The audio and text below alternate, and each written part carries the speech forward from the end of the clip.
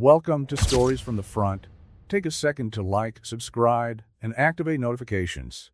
August 15th, 2009 began like any other day in Kandahar.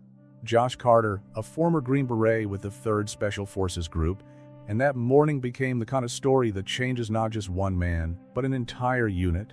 12 lives depended on our decisions, and every second counted.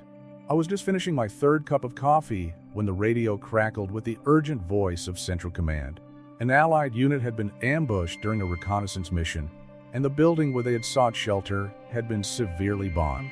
They were trapped with several wounded and limited ammunition. Our team was the closest, and those men's only hope. Our unit was known for its efficiency in high-risk rescue missions.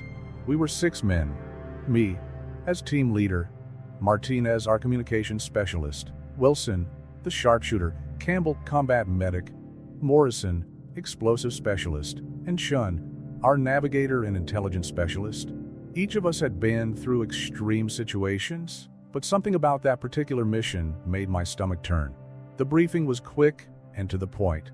The building was located in an area densely controlled by insurgents, approximately 8 kilometers from our base. Intelligence information indicated at least 30 enemy fighters in the vicinity, all well-armed and determined not to let anyone leave that building alive. Estimated survival time: 2 hours, Chen said, studying the tactical maps.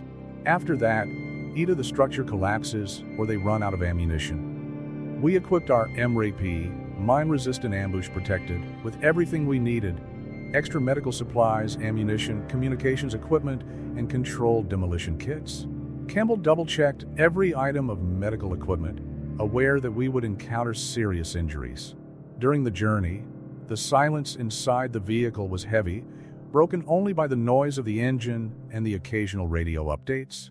Each man was immersed in his own thoughts, carrying out his pre-mission mental checks. Wilson methodically cleaned the lens of his sniper rifle, a ritual he always performed before critical operations. The first explosion hit our vehicle when we were about 1 kilometer from the objective. The impact shook the MRAP, but the armor resisted as it should. Martinez immediately began scanning the radio frequencies, looking for signs of enemy communication. "Captain, they know we're coming," warned Martinez, adjusting his headset. "They're moving men to intercept us." I made the decision to abandon the vehicle 600 meters from the objective. Continuing to advance with the MRAP would make us too easy a target. We needed the mobility and discretion that we could only have on foot. "Defensive formation, 5 meters between each man," I ordered as I checked my equipment one last time. "Morrison, you and Shin in the rear. Wilson, I want you looking for elevated positions as soon as possible. Martinez and Campbell with me at the front." The heat was stifling, even in the early hours of the morning. Our uniforms were already soaked with sweat as we moved methodically through the narrow alleys and deserted streets. The silence was disturbing. There were no civilians in sight, a clear sign that the locals had been warned about the imminent confrontation. That's when we spotted the first enemy position: 3 snipers on the roof of a building adjacent to our objective. Wilson was already positioning himself, his rifle finding perfect support against a partially destroyed wall. 3 targets confirmed. Distance 200 meters, light crosswind, Wilson whispered over the radio. "Request permission to engage." "Negative," I replied, observing the sniper's movement pattern. "We need to maintain our element of surprise for as long as possible. Let's go around." That decision would cost precious minutes, but it was crucial to the success of the mission. Every shot fired would alert more enemies to our exact position, and we couldn't afford to face all the hostile forces in the area simultaneously. The building where the Allied soldiers were being held was beginning to appear in our field of vision. It was a 3-story structure, with its south and east walls partially demolished by previous bombings. Smoke still billowed from some of the windows, and occasionally we could hear the distant sound of gunfire being exchanged. "Captain," Chen's voice sounded on my radio, "I've detected movement on the eastern flank. Group of 4, possibly 5, approaching the hostages' position." The situation was deteriorating rapidly. We needed to act and fast. I looked at my team, seeing in their eyes the same determination I felt. We were about to enter one of the riskiest operations of our careers, and every second counted. "All right, gentlemen," I said, gathering the team for final instructions. "From now on, we're operating on a razor's edge. We have no margin for error. Those men inside are counting on us, and we won't let them down. Get ready to execute the Delta 7 plan." The Kandahar sun was beginning to rise over the horizon, promising another scorching day in the Afghan desert. But for us, the temperature was the least of our worries. Our mission had only just begun, and the real hell was yet to come. As we approached the bombed-out building, every step was calculated. Morrison signaled the presence of possible improvised explosive devices on the perimeter, forcing us to adjust our approach route. The distant sound of sporadic gunfire echoed through the empty streets of Kandahar, constantly reminding us of the imminent danger. "Carter," Martinez's voice sounded in my earpiece. "I've intercepted insurgent communications. They're mobilizing reinforcements from the northern sector. We have less than 30 minutes before they arrive." I made a silent signal to Wilson, who immediately positioned himself at a high point, providing cover for our approach. Campbell prepared his medical equipment, knowing that we would need to act quickly as soon as we found the wounded. The Delta 7 plan was our best option, a distraction maneuver coordinated with precise infiltration. Chun and Morrison would set up a series of small controlled detonations on the opposite side of the perimeter, while Martinez, Campbell, and I would enter through the partially exposed basement of the building. Remember, I instructed my team, our primary objective is the 12 men trapped inside. Save ammunition, constant communication, and, above all, no one gets left behind. Morrison began preparing the explosives while Chun mentally mapped out the escape routes. Sweat dripped down our faces, but years of training kept us focused. Wilson reported movement on the adjacent rooftop. 3 more snipers moving into position. 3 minutes to start, I radioed. "Wilson, as soon as the detonations begin, you have the green light to neutralize any visible threat. Martinez, keep the channel open with the trap team. They need to be ready to move." Campbell checked his medical kit once more. "I've got enough morphine and trauma supplies to stabilize 3 seriously injured," he whispered. "I hope that's enough." The moment of truth was approaching. Morrison signaled that the charges were ready. Chun had identified 3 viable extraction routes, depending on the resistance we encountered. The tension was palpable. "Start in 5, I began counting down. 4, 3, before I could finish, a deafening explosion shook the entire block. It wasn't one of our charges. It was coming from the very building where the soldiers were being held. The radio immediately came alive with desperate screams. "This is Team Trapped. We've lost the 3rd floor. I repeat, we've lost the 3rd floor. We have 4 critically wounded now." The situation had just become drastically complicated. Time, which was already scarce, became our worst enemy. Martinez quickly established communication with the base, requesting air support, but we knew it would take too long to arrive. Change of plans, I decided instantly. Morrison, detonate the charges now. Wilson, eliminate any visible threat. Chun, you and Martinez will set up a defensive perimeter while Campbell and I go in. We need to get these men out of there immediately. Morrison's controlled detonations created the perfect distraction. Wilson took out 2 shooters with surgical precision, forcing the others to seek cover. Campbell and I took advantage of the chaos to infiltrate the building through an opening in the east wall. The inside of the building was a maze of rubble and smoke. The smell of gunpowder and burning dust made breathing difficult. We moved quickly through the 1st floor, using rubble as cover. The sounds of combat above our heads indicated that some of the trapped soldiers were still holding defensive positions. "First floor clear," I reported over the radio. Moving to the 2nd, Campbell followed close behind, his medical equipment ready for immediate use. We found the first signs of the trap team as we climbed to the 2nd floor. Blood marks on the floor and shell casings led the way. "Green Beret here," I shouted as I spotted movement ahead. "Identify yourselves." "Thank God," came the reply. "Sergeant Phillips, 10th Mountain Regiment. We got men trapped at the end of the corridor. The battle was far from over. but we had established first contact. Now began the most difficult part of the mission, extracting 12 men, several of them wounded, through hostile territory, with limited resources and time running out. The meeting with Sergeant Phillips revealed the gravity of the situation. His men had resisted bravely, but the price had been high. 4 soldiers had serious injuries, 2 of them with significant bleeding. Campbell immediately started working on the most critical cases, while I evaluated our extraction options. We lost contact with command 2 hours ago. Phillips reported, his voice hoarse from smoke and exhaustion. We tried a roof exit, but the resistance was too heavy. We lost 2 men in that attempt. Martinez continued to monitor enemy communications. Carter, the insurgent reinforcements are approaching faster than expected. Estimate 20 minutes until they make contact. The situation called for quick decisions. The building couldn't hold out much longer, and we had 12 men to extract, including the wounded. Wilson reported on the radio that he had identified a concentration of snipers moving to flank our position.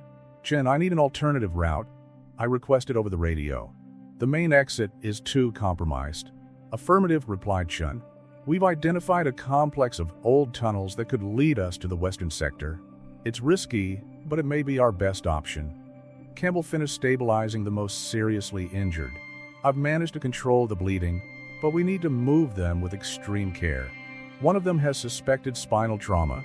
I quickly organized an evacuation plan. Morrison and Chun would prepare more distraction charges on the eastern perimeter, while Wilson would maintain cover for our retreat. Martinez would coordinate with the base for possible aeromedical extraction once we were in a safe zone. "Phillips, I need your most capable men to assist in transporting the wounded," I instructed. "We'll move in 2 teams. First team with me and Campbell with the wounded, second team with Martinez covering our rear." A new explosion shook the building, this time closer. Pieces of the ceiling began to collapse, forcing us to move immediately. Campbell improvised stretchers with available equipment, while the less injured soldiers helped their comrades. "Morrison, prepare the way to the tunnels," I ordered. "Chun, I need you to lead the second group. Martinez, keep the channel open with the base. If we have a window for aerial extraction, we need to be ready." The sound of gunfire intensified. Wilson reported that he had neutralized 3 more snipers, but others were closing in fast. Time was running out. We started moving through the dark corridors of the building, each step calculated to minimize the impact on the wounded. Sweat dripped down our faces, mixing with the dust and soot. The air was increasingly thick with smoke. "Tunnel entrance ahead," Morrison informed us. "Area looks clear, but remain cautious. Structure may be compromised." The descent into the tunnels was one of the most tense moments of the operation. Every moan from the injured seemed to echo off the ancient walls, and the fear that the ceiling could collapse at any moment was constant. Base to rescue team, Martinez's radio crackled. "We have 2 Black Hawks available for extraction in 15 minutes. Can you make it to extraction point Charlie 3? I quickly consulted my mental map of the area. Charlie 3 was an open field about 1 kilometer from our position, through the tunnels. It would be risky, but it was our best chance. "Affirmative," Base replied. "We've requested air cover in the sector. The area is highly contested." In the tunnels, the darkness was almost complete, broken only by our tactical flashlights. The air was heavy and humid, making it even more difficult for the wounded to breathe. Campbell continued to monitor his patients, administering morphine when necessary. "Movement ahead," Chin warned over the radio. "Movement patterns suggest enemy patrol in the tunnels." I raised my fist, signaling for the group to stop.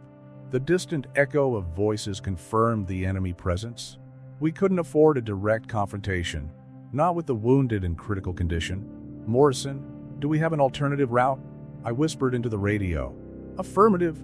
Side tunnel at 30 meters. It could take us to the same destination, but it will add 10 minutes to the journey." 10 minutes we don't have, I thought, but it was our only viable option. I signaled for the group to change direction, while Martinez updated the base on our new estimated time of arrival. The sound of more explosions above us caused small cascades of dust to fall from the tunnel walls. Time was running out, and our window for extraction was shrinking by the minute. The mission had turned into a desperate race against time, where every second could mean the difference between success and failure, between life and death. The tunnels became narrower and narrower as we advanced. The weight of the wounded soldiers and medical equipment slowed us down considerably. Campbell continued to monitor vital signs, but I could see the worry in his eyes. We were losing precious time. "Carter," Wilson's voice sounded over the radio. "I've lost visual contact with you. I'll try to reposition myself to provide cover at the extraction point." "Roger that," I replied. "Morrison, what's the situation ahead?" "Tunnel looks stable for now, but..." Morrison paused abruptly. "Hold on. I've detected movement. 3, no, for thermal signatures approaching from the north corridor." I raised my fist, signaling the group to stop. The echo of voices and footsteps grew louder. Phillips and his men instinctively formed a defensive perimeter around the wounded. Campbell continued to work silently, applying more morphine to one of the soldiers who was beginning to moan. "Martinez," I whispered into the radio. "How long until extraction?" 8 minutes, Captain. Blackhawks are already in the air, but we need to get to Point Charlie 3. The decision I made at that moment would weigh heavily on my conscience for years to come. Splitting up the group was risky, but we had no choice. The wounded needed to keep moving towards the extraction point. "Campbell, take the wounded with Phillips and 4 of his men through the east tunnel. Jim will guide them.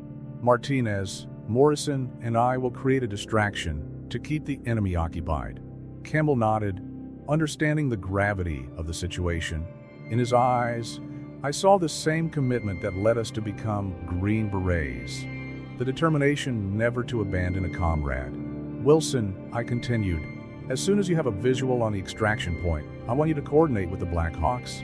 We're going to need precise cover." As the first group moved away silently, Martinez, Morrison, and I positioned ourselves for the inevitable confrontation. The sound of enemy footsteps was getting closer. Morrison prepared his last explosive charges, while Martinez adjusted his communications equipment to monitor enemy frequencies. 3 minutes until they make contact," Morrison whispered. At that moment, I remembered the oath we took when we became Special Forces. It wasn't just about combat or tactics, it was about protecting those who couldn't protect themselves, about doing what was necessary, no matter the personal cost. The first shot came from the darkness, bouncing off the tunnel walls. Morrison responded with a controlled explosion, causing a partial collapse that temporarily blocked the enemy advance. Martinez was in constant communication with the evacuation group, making sure they stayed on course. "Group 2, report status," I requested over the radio. "Moving as planned," replied Chun. 500 meters to the extraction point. "Campbell says the wounded are stable, but we need to hurry." The sound of more gunfire echoed through the tunnels. Martinez identified that the insurgents were trying to flank us through a parallel tunnel. Morrison quickly positioned his last charges to create a containment barrier. "Carter," Wilson's voice cut through the radio. "Blackhawks report intense enemy activity at the extraction point. They'll need heavy suppression fire to land." Time was running out. Every second we kept the insurgents busy was a second that allowed the evacuation group to get closer to salvation. Martinez was hit in the shoulder, but continued to operate his radio, his determination unwavering. "Last charges deployed," Morrison reported. "This will slow them down, but it could also compromise the structure of the tunnel." "Do it," I ordered. "Wilson, coordinate with the Blackhawks. As soon as the first group reaches the extraction point, I want maximum coverage." The successive detonations shook the entire tunnel. Dust and debris fell from the ceiling as we methodically retreated, covering our retreat. Martinez, despite his injury, stood firm, coordinating our movement with military precision as the helicopters approached. Group 2 arriving at the extraction point, Jin informed us, initiating evacuation procedure for the wounded. The sound of the Blackhawks rotors was now audible even in the tunnels. Morrison used his last charge to create another barrier between us and the pursuers, giving us the precious seconds we needed to surface. The scene at the extraction point was chaotic. The Blackhawks hovered low, their gunners providing cover while Wilson, from his elevated position, methodically eliminated the most distant threats. Campbell and Shun had already secured the most seriously wounded in the first helicopter. "Go!" I shouted to Martinez and Morrison. "I'll cover." The chaos at the extraction point was deafening. The Black Hawks held their ground heroically as bursts of enemy fire cut through the air around us. Martinez, still bleeding from his shoulder wound, coordinated the evacuation with surreal calm, directing the wounded soldiers to the aircraft. "First group on board," shouted Campbell over the noise of the rotors. "For critical and 3 with moderate injuries." I held my position, providing covering fire while Morrison helped the last soldiers from Phillips' unit to board. Wilson continued eliminating targets from his elevated position, but I could tell by the frequency of his shots that his ammunition was running out. "Carter," Chen's voice sounded urgent over the radio. I detected significant movement approaching from the southern sector. Estimated 12 to 15 fighters, well armed. Time was running out. The first Black Hawk was almost at full capacity, and we still had men to evacuate. Martinez, even though wounded, refused to board until everyone was safe. "Wilson, ammunition situation?" I asked, knowing that his cover was crucial. "2 magazines," he replied. 3 minutes of effective fire, maximum." It was at that moment that I made another difficult decision. "Martinez, you and Morrison board the first Black Hawk. Chun, coordinate with the second for immediate landing. Wilson and I will hold the position." "Negative, Captain," protested Martinez, his voice firm despite the pain. "I won't let you." "That's an order, Sergeant." I cut in, keeping my eyes on the perimeter. "You've already done your bit. Now go." The first helicopter began its ascent, while the second maneuvered to land. Wilson had repositioned himself, providing a better firing angle. The insurgents stepped up their attack, realizing that we were vulnerable during the transition. "Chun, how long until the second Black Hawk is ready?" I asked, quickly changing my empty magazine. 2 minutes to full landing, Captain. Area is too contested." At that moment, an explosion hit close to our position. Wilson was thrown from his post, rolling across the roof. My heart stopped for a second before I saw him get up, staggering but alive. "I'm fine," he signaled, retrieving his weapon. "But we've lost the advantage of the elevated position." The next few moments were a test of endurance and determination. Wilson and I moved constantly, using every bit of cover available to keep the insurgents at bay. The second Black Hawk finally touched ground, its gunners providing vital suppressive fire. "Chun, get on board now," I ordered, watching as more insurgents approached from the eastern flank. "What about you?" he asked, already on the helicopter's ramp. "We'll cover your takeoff. Now go." Wilson had approached my position, his back against mine, as we maintained a 360-degree defensive perimeter. Sweat dripped down our faces, mixing with the dust and soot. Every shot had to count. We had no ammunition to waste. "Last mag," Wilson informed us, his voice tense but controlled. The second Black Hawk began its ascent, taking with it the last of the rescued soldiers. Our main objective was accomplished. All the survivors from Phillips' unit were safe. Now all that remained was to ensure our own survival. "Base to rescue team," the radio crackled. "Third Black Hawk en route for final extraction. Estimated time, 4 minutes." 4 minutes can seem like an eternity when you're under heavy fire with limited ammunition.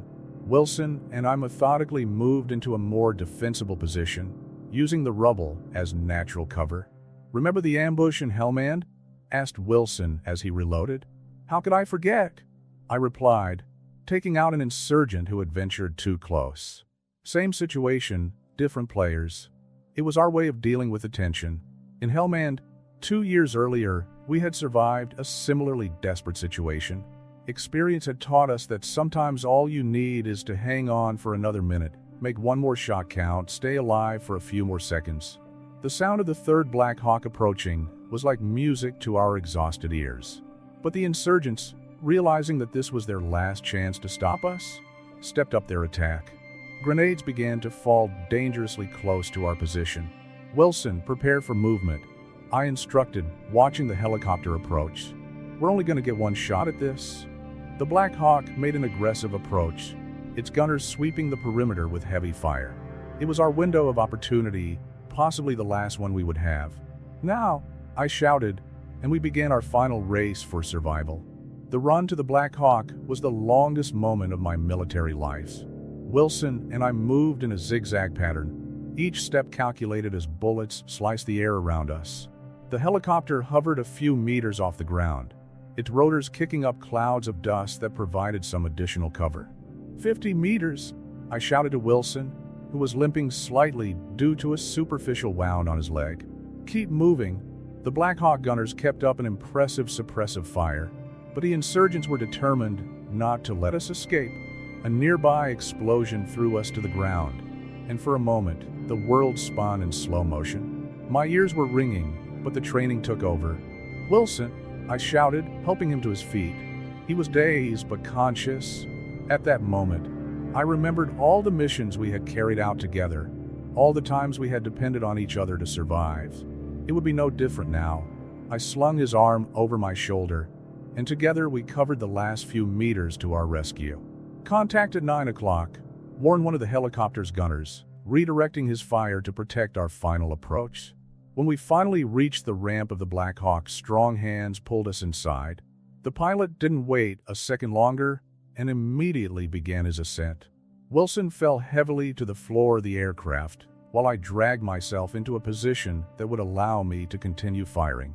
Base Falcon 3 is in the air with all personnel on board, reported the pilot, requesting air cover for extraction. I watched through the open door as we moved away from the rescue site. The morning sun was finally breaking over the horizon, casting a golden light over Kandahar. It was hard to believe that only a few hours had passed since we received the distress call. How are the others? I asked the flight doctor who was examining Wilson. The first group has arrived safely at the base. All the injured are stable, he replied, applying a quick bandage to Wilson's leg. I finally allowed my muscles to relax, feeling the weight of tiredness and adrenaline. I looked down at my hands, still shaking slightly, and realized that I had completely burned through my last reserve of ammunition. You know, said Wilson, his voice hoarse but with a slight smile, when I enlisted, nobody mentioned that we'd have to run marathons under enemy fire. That moment of humor, even after everything we had been through, was typical of our unit. It was our way of processing the trauma, of maintaining our humanity amid the chaos of war. The flight back to base was surreal compared to the hell we had just left. I took those few minutes to mentally take stock of the mission. We had rescued all 12 men from Philip's unit, no casualties in our team, just injuries that would heal with time. But I knew that the invisible scars, the ones that wore leaves on our minds and souls, would take much longer to heal. Every decision made, every moment of extreme danger, every life at risk, it all added to the weight we were carrying. Captain called the pilot, base in sight. 5 minutes to landing. On final approach, I could see the intense movement on the base's helipad. Medical teams were waiting with stretchers, ready to attend to any need. Martinez, arm bandaged but standing, was among them, clearly relieved to see us returning. When the wheels touched the ground, I felt a wave of emotions hit me. Relief, exhaustion, gratitude, all mixed together in a whirlwind that threatened to overwhelm me. But there was something else, something that only those who have served in special units can truly understand. The certainty that we would do it all again if necessary. Well done, Captain, said Colonel Roberts, who was waiting for us on the helipad. Philip's unit is alive thanks to you. I nodded in acknowledgement, but my thoughts were with my team, Chun and Morrison, who had risked everything to create our escape routes, Campbell, whose medical skills had kept the wounded alive, Martinez, who, despite being wounded, had kept communications running flawlessly, Wilson, my partner for so many missions, who had once again proved his inestimable worth. In the days that followed, I received several commendations and awards for the success of the mission. But the real reward came when I visited the men we had rescued in the medical ward. Seeing their faces, hearing their thanks, knowing that they would return to their families, that was worth more than any medal. That mission in Kandahar taught me a lot about courage, sacrifice, and the true meaning of never leaving anyone behind. It wasn't just a motto or a catchphrase.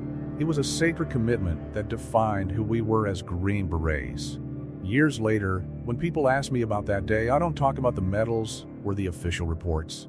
I talk about ordinary men who did extraordinary things, about the power of teamwork and how, in the most extreme circumstances, we discover what we're really capable of. Because in the end, that's what it means to be a Green Beret. To be willing to risk everything to save others, to trust your comrades completely, and to never, ever give up, no matter how difficult the situation seems.